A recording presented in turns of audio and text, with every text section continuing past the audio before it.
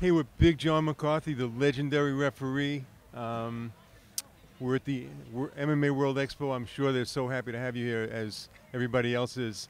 John, you're a great referee. You're one of the people who helped materialize this sport and create rules, etc. You started with training with Hoist Gracie, I know. But there's been a lot of talk about some of the referees, sometimes making a bad call. I realize that a referee doesn't see everything at every angle. How do you feel about a referee realizing maybe his call was wrong, and should it be reversed, and can it be reversed? Well, when you're saying that, if you're saying the referee made a call as far as stopping a fight, based upon, we'll say, a foul or something like that that they called or didn't call, being it was a foul that they called, and in the end it really wasn't a foul, that can always be taken to the athletic commission. That's what one of the things the athletic commission is in place for, and the fighter can protest saying, look, it was called as a foul, but in my understanding and in looking at it, it wasn't a foul. And for a referee, I would always advise and have advised referees, look, you need to be honest with yourself. You need to be honest about what you do, and we can all make a mistake. Things happen so fast that we can think that we see something, that in the end, when we look at it on videotape, we can go back and say, yeah, that really wasn't the way I thought it was. And you need to be honest about it and be a man and say, hey, you know what, I made a mistake. I called it as an illegal action. It actually wasn't. Here's the reasons why I thought it was. You see his head bouncing away, but it was actually blocked by the arm. The arm is what was contacted, not the head, we'll say. And so you need to be honest and go to the athletic commission and say, hey, I think I made a mistake. I think this should be overturned and become a no decision based upon what occurred, and so someone's not getting a loss off of it. Your whole purpose as the referee is to be fair to the fighters, and if you find out that you're unfair, you need to do something about it. I've had it in the opposite in my own case, where I've had it where a foul actually occurred and I didn't see it, and it was what actually altered the fight. It was Smizer against Robbie Peralta in the UFC. It was an earlier fight, but they were both going after each other. It was in the third round. They clashed heads as they were swinging. I did not see the clash of heads, and I never would have seen it, real-time speed where I was at. You couldn't see it. But if you looked at it slow motion on, video replay, you could see it happen. I told Mac this, I said, go to the commission and say, hey, I'd like to protest the fight. I'll go and tell them, hey, I made a mistake, and I did. And that's, I did not see the headbutt. I couldn't have seen it, at real time the way it happened. And so, it's important that Mackins doesn't get a loss off of something that really was a collision of heads, which is an illegal act, not on Robbie's part. He didn't try to do it. It just occurred with the both of them. But he got hurt. That was what put him down, and then it ended up being me stopping the contest based upon what was occurring. But that clash of the head should never have been allowed. It should have been, the fight would have been stopped. If the fight was stopped overall, we could have gone to the judges' scorecards at that point. But, the way it stopped, I didn't see it being an illegal thing until later on. So always be honest. We can all make a mistake. We can all not see something. As the referee, we get one angle. It's that angle that we create. As as a crowd, or especially as someone on TV, you're going to see multiple angles at times based upon camera views that are given to you. Depending upon the promotion, there's going to be 8, 12 cameras there. You can get that view that you need to see. Oh, you know what? This is really what occurred, that we sometimes can't have is what we're seeing, even though we're up closer. So always just be honest about it, and do what's best for the fighters. And John, how do you feel about stand-ups? Many times we see a referee who probably only refereed boxing, not referee, but a judge or a referee who maybe only handled boxing. I think it's usually the judges. But let's say a referee who has no experience grappling, never did MMA, and a guy's working, he's on the ground, he's working for submission, he's inching towards it, he's almost there, and the ref stands him up, and the striker's got an advantage. How do you feel about that? Well, that's obviously something we want to work towards. Our job as the referee is to be as fair as possible for both fighters. And you're going to get a lot of, there's a lot of people that are, come to MMA fights and they want to see that spectacular knockout. As the referee, you should not be refereeing, the sport of MMA if you don't understand all the elements that are involved in it. That's the stand-up and the ground. And you need to understand the ground in a fashion of you understand exactly what the person is actually trying to go for. Are they being successful in what they're doing to get there? is the person that's on the bottom defending it right? Or are they not defending it in a proper way that's going to end up working? All of that is what helps you in determining what you're going to do. We try to, teach other referees, we want to, separate fighters when it's as close to 50-50 for the fighters as possible. That happens when they are in guard, and you'll see us, guys are not doing enough to make the fight actually, be exciting and get enough action going for the fans, so we'll stop them and stand up, try to get a restart in the fight to get them into another position. If it's a 50-50 situation. 50-50, even if it gets to 60-40, even half guard. But once it starts getting into what we call dominant positions, meaning I get to your side, I have side control on you, I've now put you in a position where it's very difficult for you to score against me. It's very difficult for you to damage me. Your submissions are basically none unless I'm really stupid and put myself into certain things. So when we get to that, now it becomes unfair. If we have a fighter that's actually working and trying, it becomes unfair to stand them up because I'm taking somebody out of a position they worked hard for, that they have an advantage, and I'm taking that advantage away. Now, if someone goes down there and just holds on and stalls the fight from that position, you're making the referee do it. Okay, that's your fault. But that's the difference. The referee's got to be able to see these things and understand what they're looking at, because our whole goal is to be fair to both fighters. I think most of the referee, I mean, you're a great referee, Mario Yamasaki, a lot of great ones. I like Dan Mirigliata. Dan's a great guy. Great guy. But what about these refs that are standing people up and giving a striker an advantage when he's working for a submission? How do these people become referees, and how do they remain a referee? I don't get it. I don't get it either. I can't tell you how they're becoming referees. It's up to each state athletic commission to verify exactly what their officials know, what they're good at, what they're not, and to help build them in those areas as far as get them training so they become strong in the areas that they're weak. But everybody can make a mistake, and everybody can do things that the general public might look at and say, I don't like that, but it may have been what is actually right. But we always want to make sure that we're doing things functionally. All of us are doing things close to the same, at close to the same time. We're obviously going to always see something maybe that's a little bit different side that we hear, that gives us more information, that we know that we're going to leave something in a certain place or stand it up because of what's going on. But we all want to be consistent with how we're doing something. That's what is going to help the sport grow.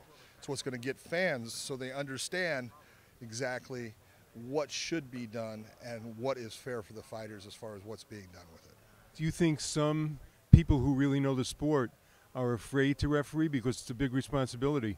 If you don't stop a fight quickly enough, like it happened Benny Kid Paret in the boxing many years ago, then wow. You look at that. See, most people don't even know that fight. Yeah. You're talking about Ruby Goldstein was a referee.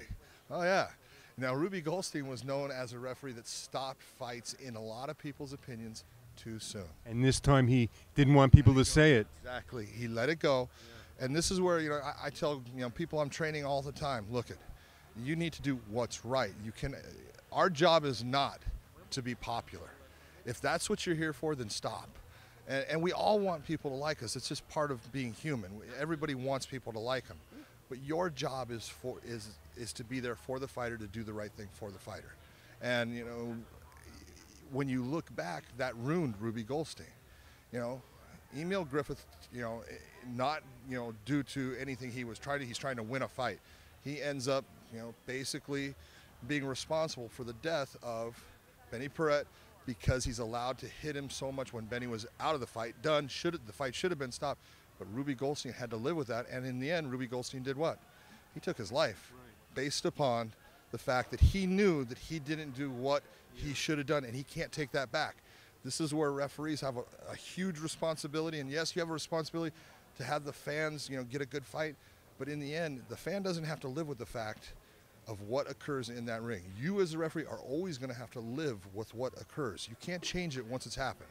And that's why you go about making sure that the fighter is able to effectively leave that ring in a fashion that if they want, they can come back and fight again if they want. If they don't want to, great.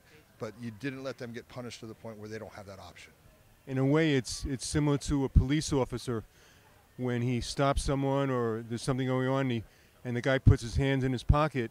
He might be grabbing a Kleenex or he might be grabbing a gun. Police officer has to make a split decision. A referee has to make a split decision. Is this guy defending himself or is he not defending himself? How difficult is that for you to make that decision? I know you're a police officer and you train police officers, but how difficult is that for you to make a decision in the cage about stopping the fight? It's always, you know, it's a difficult decision based upon a lot of things. You'll get guys that get caught in positions that you're letting them get hit and hit and hit and hit and hit and hit and hit because of the fact that you can see that they're still there, but they're stuck in a position that they cannot stop what's occurring. And in the back, we talk to the fighters and we tell them, look, you know, if you get put into a position that you are accepting damage and you're being hit and you're not stopping it, we're going to try to give you time by telling, we're going to make a statement to you. It might be that I tell you fight back. It could be move, get out. I'm telling you that if you stay with what you're doing, you're tapping out. You're asking me to stop the fight, and I'm going to do it for you. Okay? So when I say it, I need you to show me that you want to stay in this fight. I need you to show me that you're trying to either move the position, trying to take away what is attacking you. I don't care if you're so much successful. I care that you're trying. If you get caught in a position that you are accepting damage and you don't try to move, or you can't because of the position you're in, and you just continue to accept damage, I'm telling you the fight's coming to an end. And you're going to get guys at times that sit there and go, but I was okay. No, you weren't. You know, you're okay now because I stopped it, and now it's 30 seconds later. When you were down there, you just kept taking those blows. There becomes a point where it's not competition anymore. It becomes brutality. Did anyone ever hold a grudge against you for stopping their fight? No, I've never had anyone have a true grudge. I've had guys, you know, oh, come on, John, and that's okay. And look, that's because they want to win. And I totally understand it. But we have that balance of, I can let you get beat on for a while. I can't let you get beat on indefinitely. It no longer becomes sport. If you can't show me that you can get yourself out of that problem and show me that you're competitive in the fight, we're going to end the fight on you. And how about the comeback kid, Frankie Edgar, man, in that Gray Maynard thing? If I was a ref, that's one of the reasons why I don't want to ref, is because that's such a fine line.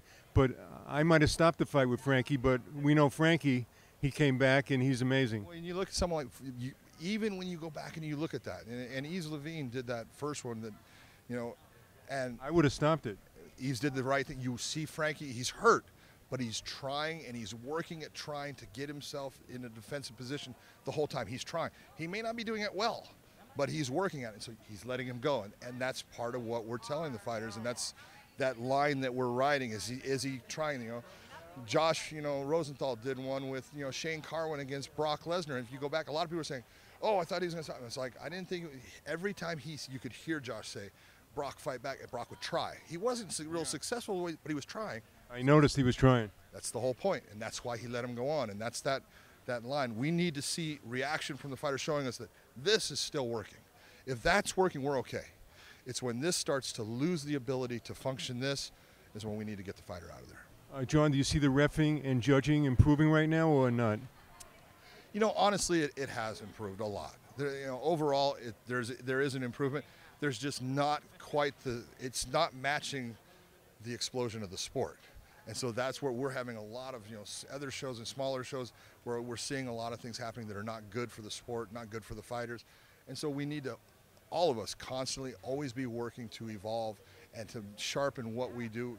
All of us, I don't care who it is, Herb, me, Dan, Mario, Yves, anybody needs to always be working towards making themselves better, learning more about what's going on. We got guys doing all kinds of new things all the time, and you need to be evolving right along with the sport or it's going to pass you by. I like what you said about the feuds, the trash talking, because most of it is just a lot of BS. Everybody likes each other, but they, like Chael Sonnen, he realized if you don't trash talk and you don't become, Chael Sonnen is making money by opening his mouth and saying some outlandish things. People want to see him fight. That's his job. He's doing a great job. I think he's fantastic at what he's doing. If people take it personally, that's okay. He says some outlandish stuff at times. Yeah. It's making him a profitable fighter, someone that people want to see, and it's helping the UFC. It's helping everything. That's his job. I spoke to Matt Lindland, and he said he would have done the same thing, you know, if he had to do it over again. Smart enough, yeah. You think about it, now you look back, you go, man, why didn't I? You know, and it's exactly it. You're going to get fighters all the time that, you know, someone can push their buttons, they're going to get upset by everything. And then there's going to be guys that's like, it's, you know, water off a duck's back. It doesn't matter. And let Chael say, when, you know, John Jones is going to be fighting Chael. And John Jones should look at Chael the same as Anderson Silva said, I'll have him over for a barbecue. That man's putting money in your pocket by having more people put eyes on your fight. Great. Continue to talk. Tito said something that was kind of interesting. He said, if a guy's doing TRT, I'd like to know about it before I fight him. How do you feel about that? I don't see a problem with that. I think the biggest problem is you're going to get into the snippety things of, well, then I'd like to know if he's on any type of Motrin, and I want to know if he's on Advil. Look at. So then it gets out of hand? It can. It should be. It can be where we say, hey, you know, the one medication we're going to say, if someone is on TRT, the opponent is allowed to know. Great, let's do it. You know? Because he might decide to do it.